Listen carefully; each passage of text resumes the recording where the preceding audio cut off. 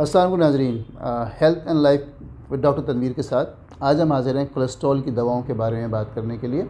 आज हम ये देखेंगे कोलेस्ट्रॉल की दवाएं हमें क्या नुकसान पहुंचा सकती हैं और क्या फ़ायदा पहुंचा सकती हैं।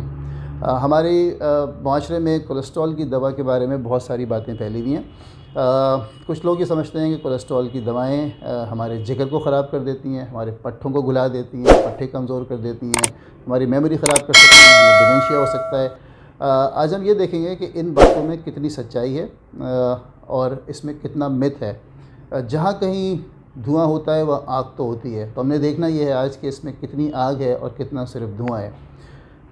हमारे माशरे में ये बात आई कहाँ से? मेरा ख़्याल है शुरू ये होती है नेट से। नेट पे कुछ लोग कुछ बातें डालते हैं, फिर वो बातें लोगों तक पहुँचती हैं, लोग उसे सोशल मीडिया पे शेयर करते हैं, वहाँ से लोग अपने दोस्तों को, अपने फैमिली वालों को बताते हैं और फिर ये हमारे माशरे में ये बात आ जाती है। और अक्सर पेशेंट्स कोलेस्ट्रॉल की दवाएं लेने से कभी कभार कतराते हैं, कभी परेशान होते हैं कि हमें ये सारे मसले इससे हो जाएंगे। तो देखते हैं कि इसमें कितना सच है और कितना मिथ है।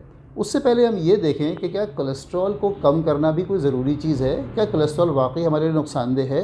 क्या हाई कोलेस्ट्रॉल हमारा रिस्क ऑफ हार्ट अटैक और स्ट्रोक बढ़ाता है? और उसको कम करने से क्या हमें फ़ायदा पहुंचता भी है कि नहीं? क्योंकि एक परसेप्शन ये भी है, कुछ लोग ये भी कहते हैं कि कोलेस्ट्रॉल हमारे जिस्म के लिए बड़ा ज़रूरी है, इसे कम करने से हमारी सेहत ख़राब हो सकती है, हमारे जहन की फंक्शनिंग पर असर पड़ सकता है, तो इसको जितना है उतना रहने देना ही सही है। और कोलेस्ट्रॉल तो जिस्म के लिए ख़राब है ही नहीं, क्योंकि ये सारी चीज़ें जो हैं वो कुछ कंपनीज़ ने शायद उड़ाई हुई हैं। कंपनीज़ का फ़ायदा ये है कि कोलेस्ट्रॉल को कम करने की दवाएं बिकेंगी तो उनका फ़ायदा होगा। क्या ऐसा है या ऐसा नहीं है, इसको देखते हैं। तो पहले हम बात करते हैं, कंपनीज़ को साइड में रखते हैं, हम दवाओं को भी साइड में रखते हैं। हम देखते हैं कि कोलेस्ट्रॉल हमारे साथ क्या करता है और क्या नहीं करता। इसको यूँ समझिए कि जैसे बहुत सारे लोग हैं, जैसे नॉर्मल लोग हैं जिन्हें कोई ख़ास किस्म की बीमारी नहीं है। कुछ लोगों का कोलेस्ट्रॉल नॉर्मल होता है, कुछ लोगों का कोलेस्ट्रॉल थोड़ा सा हाई होता है, कुछ लोगों को थोड़ा ज़्यादा हाई होता है, depending on their family history, there lifestyle, क्या खाते हैं, कितनी एक्सरसाइज करते हैं। इन लोगों को एक जनरल एक एवरेज रिस्क होता है over there life time to develop heart disease, stroke, high blood और हार्ट अटैक। लेकिन अब मैं चाहूँगा कि आप दो अलग ग्रुप्स को समझें और वहाँ से आपको बात समझ में आएगी। वो ये कि कुछ ऐसे लोग होते हैं जिनके जीन्स में कोडिंग ऐसी हुई होती है कि हमारा लिवर जो कि कोलेस्ट्रॉल हमारे जिस्म में मेंटेन करता है, वो कोलेस्ट्रॉल ख़ुद बना रहा होता है और मेंटेन कर रहा होता है। वहाँ एक जगह पे एक ऐसा डिफ़ेक्ट आ जाता है कि वो लोग, जिन लोगों में ये डिफ़ेक्ट होता है, वो बचपन से ही उनका लिवर बहुत ज़्यादा कोलेस्ट्रॉल बना रहा होता है और वो बचपन से लेके सारी ज़िंदगी उनके जिस्म में जो बैड कोलेस्ट्रॉल, LDL कोलेस्ट्रॉल होता है, वो बहुत हाई होता है। इन लोगों को जब देखा गया तो क्या देखा गया कि ये वो लोग हैं जिनको अक्सर औक़ात 20s 30s में हार्ट अटैक होना शुरू हो जाते हैं और अगर उनका इलाज ना किया जाए तो अक्सर औक़ात 50 की उम्र से पहले पहले उनका इंतकाल हो चुका होता है, मल्टीपल हार्ट अटैक्स और हार्ट डिजीज़ से। ऑन द अदर हैंड एक ऐसा ग्रुप भी लोगों का है जो सब कुछ अदरवाइज़ नॉर्मल है, लेकिन उनके जिस्म में एक ऐसा जेनेटिक चेंज होता है जो कि उस वाले का ऑपोजिट होता है। यानी वो सिस्टम जो कोलेस्ट्रॉल बना रहा होता है लिवर में, वो कोलेस्ट्रॉल बहुत कम बना रहा होता है। यानी बचपन से ही उनके खून में LDL कोलेस्ट्रॉल, बैड कोलेस्ट्रॉल बहुत कम होता है, नॉर्मल लोगों से भी काफ़ी कम होता है।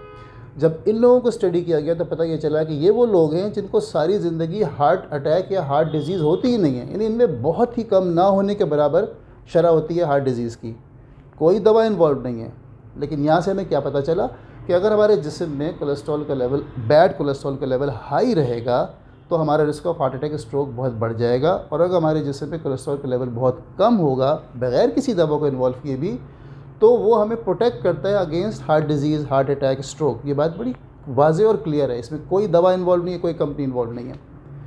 तो क्या अगर हमारा कोलेस्ट्रॉल हाई है और हम दवा से उसे कम करें तो क्या हमें फ़ायदा पहुंचता है? क्या हमारा risk of heart attack, stroke कम हो जाएगा?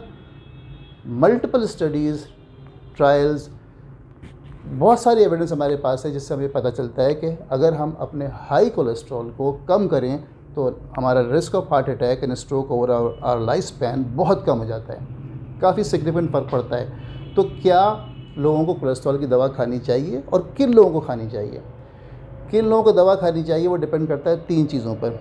क्या हमें हार्ट डिजीज़ की हिस्ट्री है, क्या हमें हार्ट डिजीज़ की हिस्ट्री तो नहीं है, लेकिन हमारा risk of possibly developing heart disease over the next 10 years एक सर्टन लिमिट से ज़्यादा है, जनरली 10% से ज़्यादा है कि नहीं, और हमारा करंट कोलेस्ट्रॉल लेवल क्या है। इन 3 चीज़ों को देख करके डॉक्टर ये डिसाइड करते हैं कि किसको कोलेस्ट्रॉल की दवा की ज़रूरत है, किसको कोलेस्ट्रॉल की दवा खा करके कोलेस्ट्रॉल लेवल कम करने से फ़ायदा होगा और किसको कोई ख़ास फ़ायदा नहीं होगा। अब जिन लोगों को फ़ायदा होगा कोलेस्ट्रॉल की दवा से, जिनको कोलेस्ट्रॉल की दवा की ज़रूरत है, अब उनके लिए ये सोचना है कि हम कोलेस्ट्रॉल की दवा खाएं कि ना खाएं, क्योंकि इससे तो बहुत ज़्यादा नुकसान हो सकता है। हमारा जिगर ख़राब हो सकता है, हमारे पट्टे ख़राब हो सकते हैं, कमज़ोर हो सकते हैं, डिमेंशिया हो सकता है। तो अब हमें सोचने की ज़रूरत है कि क्या हम कोलेस्ट्रॉल की दवा खाएं कि नहीं खाएं। पहली बात तो ये कि कोलेस्ट्रॉल की दवा से कोई डिमेंशिया नहीं होता, हमारी मेमोरी ख़राब नहीं होती। There is no data, there is no conclusive evidence, scientific evidence जो ये कहे कि कोलेस्ट्रॉल की दवा से हमारी मेमोरी ख़राब होती है और हमें डिमेंशिया हो सकता है। कोलेस्ट्रॉल की दवा से 2 चीज़ें हो सकती हैं, 2 साइड इफ़ेक्ट्स हमें होते हैं जिस पर नज़र रखने की हमें ज़रूरत है। एक, कोलेस्ट्रॉल की दवा कभी कभार हमारी जिगर के साथ छेड़छाड़ करती है। वो क्या छेड़छाड़ करती है? हमारे जिगर का टेस्ट, जिसे हम SGPT या ALT कहते हैं, वो थोड़ा बढ़ सकता है कुछ लोगों में। हम कोलेस्ट्रॉल की दवा जब शुरू कराते हैं तो उसके बाद कुछ अर्से बाद लोगों को वापस बुलाते हैं, वो SGPT ALT चेक करके टू सी कि वो बढ़ तो नहीं रहा। अगर वो थोड़ा सा बढ़ता है कोई प्रॉब्लम नहीं है, दवा छोड़ने की ज़रूरत नहीं है। वो अक्सर दवाओं से बढ़ जाता है, कोलेस्ट्रॉल की दवा से ही बढ़ सकता है। अगर वो एक सर्टेन लिमिट से बढ़ता है तो हम दवा बंद कर देते हैं। क्यों बंद कर देते हैं? क्योंकि 1000 में से कोई एक आध लोग के साथ, बंदे के साथ ऐसा हो सकता है कि अगर कोलेस्ट्रॉल की दवा वो खाता रहे, उसका लिवर का टेस्ट बहुत बढ़ जाए तो लिवर डैमेज हो सकता है। लेकिन ये कब होगा? ये सिर्फ उस वक्त होगा जब पेशेंट और डॉक्टर दोनों सोए में होंगे, ना पेशेंट फॉलोअप कर रहा होगा ना डॉक्टर को चेक कर रहा होगा। तो हम ऐसा नहीं करते। हम कोलेस्ट्रॉल की दवा पे किसी को शुरू करते हैं तो बहुत रेयर पॉसिबिलिटी को भी प्रिवेंट करने के लिए जिगर का टेस्ट करते रहते हैं, डिपेंडिंग ऑन क्या सूरत हाल है, कितना फ्रीक्वेंटली करना है। वो अगर बढ़ता है तो उस पर नज़र रखते हैं, दवा बंद करने की ज़रूरत नहीं है। एक सर्टेन लिमिट से बढ़ता है तो दवा बंद कर देते हैं, आपका जिगर ख़राब नहीं होता। अब आ जाए मसल इश्यूज़ की तरफ। कोलेस्ट्रॉल की दवा खाने से वो 100 में से 10-12 लोगों को मसल एक्स या जॉइंट एक्स हो सकते हैं, जो कि बहुत ही माइल्ड होते हैं, इनसिग्निफिकेंट होते हैं। वो अक्सर औक़ात खुद ही ख़त्म हो जाते हैं। 90% ऑफ द टाइम वो खुद ही ठीक हो जाते हैं, वो पेशेंट को तंग नहीं करते, इतने माइल्ड होते हैं। सिर्फ 100 में से 1-2 लोग ऐसे होते हैं जिनको इतनी ज़्यादा दर्द होती है जिस्म में कि वो दवा ले ही नहीं पाते, वो दवा बंद कर देते हैं, खुद ही बंद कर देते हैं। या अगर हमारे पास आते हैं और हम देखते हैं कि उन्हें इतना पेन है, उनकी क्वालिटी ऑफ लाइफ इफेक्ट हो रही है, तो हम दवा बंद कर देते हैं। ये लोग अगर दवा बंद ना भी करें तो इनकी मसल्स को नुकसान ना पहुँचे, सिर्फ दर्द हो, लेकिन वो क्वालिटी ऑफ लाइफ की वजह से वो दवा भी हम बंद कर देते हैं। 1000 में से कोई 1 या 2 लोग होते हैं, बल्कि हज़ारों में से कोई 1, 2, 3 लोग होते हैं जो अगर कोलेस्ट्रॉल की दवा खाते रहें, उनके जिस्म में दर्द हो, उनकी मसल्स का एक टेस्ट हम करें CPK जो कहलाता है, वो अगर थोड़ा बहुत एलिवेटेड ना हो बल्कि ज़्यादा एलिवेटेड हो और उससे हम इग्नोर कर दें, यानी पेशेंट और डॉक्टर दोनों सो रहे हों, तब ऐसा होता है कि हज़ारों में से कोई 1-2 पेशेंट को या तो उनकी मसल्स ख़राब होना शुरू हो जाती हैं, यानी उनमें सोजिश होती है और उनमें टूट फूट का शिकार और मसल्स हो जाती हैं और उससे नुकसान पहुंच सकता है, या मसल्स वीक होना शुरू हो जाती हैं। अगेन ये वो चीज़ें हैं जो मिस नहीं होती हैं अनलेस के पेशेंट और डॉक्टर दोनों ख्वाब खरगोश में हो। वरना हम पेशेंट को कहते हैं कि अगर आपको दर्द हो और ज़्यादा दर्द हो जो बर्दाश्त के काबिल ना हो या उससे भी कम हो, आप दवा बंद कर दें। अगर पेशेंट को कोई भी इशू हो, उसके मसल्स के टेस्ट का लेवल थोड़े से बढ़ा नहीं, एक लिमिट से ज़्यादा बढ़ा हो, तो हम दवाएं बंद कर देते हैं। इसलिए नहीं कि पेशेंट को नुकसान पहुंच रहा है, बल्कि इसलिए कि एक रेयर पॉसिबिलिटी भी हो तो उसको भी हम प्रिवेंट कर लें और वो नुकसान के करीब भी ना जाएं। तो समझने की बात क्या हुई कि कोलेस्ट्रॉल की दवा से ना डिमेंशिया होता है, ना मेमोरी ख़राब होती है, ना ही जिगर ख़राब होने का इम्कान है, अनलेस के हम बिल्कुल ही बहुत ही इग्नोरेंट किस्म की बिहेवियर रखें, और ना ही मसल्स को नुकसान पहुंचता है। अगर किसी की मसल्स थोड़ी बहुत कमज़ोर हो भी रही होती हैं तो हमें फ़ौरन पता चल जाता है, हम दवाएं बंद कर देते हैं, पेशेंट रिकवर कर जाता है, कोई परमानेंट डैमेज, कोई सीरियस नुकसान नहीं होता, और वो भी सिर्फ हज़ारों में से 1-2 को। अब आप सोचें कि हमें ये डिसीजन कैसे लेना है कि यार कोलेस्ट्रॉल की दवा खानी चाहिए नहीं खानी चाहिए। आप जब भी कोई ज़िंदगी में कोई फ़ैसला करते हैं, कोई इन्वेस्टमेंट करते हैं, चाहे वो प्रॉपर्टी में हो, चाहे वो स्टॉक मार्केट में हो, चाहे कुछ भी हो, चाहे कुछ भी कर रहे हो, हम हमेशा रिस्क बेनिफिट एनालिसिस करते हैं कि एक चीज़ में कितना फ़ायदा है और कितना नुकसान है। अगर फ़ायदा बहुत ज़्यादा हो और नुकसान बहुत कम हो तो हम वो काम करते हैं। अगर फ़ायदा इतना ज़्यादा ना हो और नुकसान कम हो तो हम वो काम नहीं करते।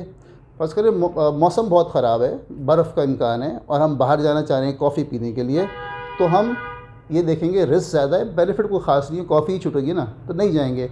लेकिन अगर थोड़ी बहुत बर्फ़बारी हो रही हो, मौसम ख़राब हो और हमें जाना हॉस्पिटल हो बिकॉज़ हमारे पेट में बहुत ज़ोर का दर्द हो रहा हो, तो हम जाएंगे, क्योंकि वहाँ जाकर के जो हमें बेनिफिट मिलेगा वो ज़्यादा है उस पॉसिबल रिस्क से जो हल्की फुल्की या थोड़ी सी ज़्यादा बर्फ़बारी में हो सकता है। तो ज़िंदगी का हर फ़ैसला और ख़ास तौर पर मेडिसिन का हर फ़ैसला होता है ये देख करके कि कितना फ़ायदा है और कितना नुकसान है। जब फ़ायदा ज़्यादा होता है, नुकसान कम होता है, तो वो फ़ैसला हमारे फ़ायदे का होता है। यहाँ आप ये देख लें कि कोलेस्ट्रॉल की दवा अगर आपको खानी है, अगर आप उस कैटेगरी से बिलोंग करते हैं कि आपको हार्ट डिज़ीज़ है या आपका रिस्क ऑफ हार्ट डिज़ीज़ काफ़ी ज़्यादा है और डॉक्टर आपको दवा तजवीज़ करता है, तो अगर आप कोलेस्ट्रॉल की दवा खाएंगे तो आपका risk of heart disease, heart attack, stroke down the road in future बहुत कम हो जाएगा।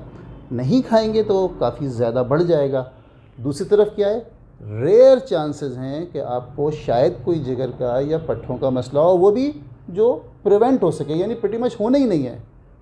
तो फिर ये रिस्क बेनिफिट एनालिसिस क्या बताता है हमें कि हम अपने फ्यूचर का ख्याल रखें, अपने आप को हार्ट अटैक और स्ट्रोक से बचाएं और एक सेहतमंद ज़िंदगी गुजार सकें। उम्मीद है आपको बात समझ में आई होगी। इजाज़त दीजिए, अल्लाह हाफ़िज़।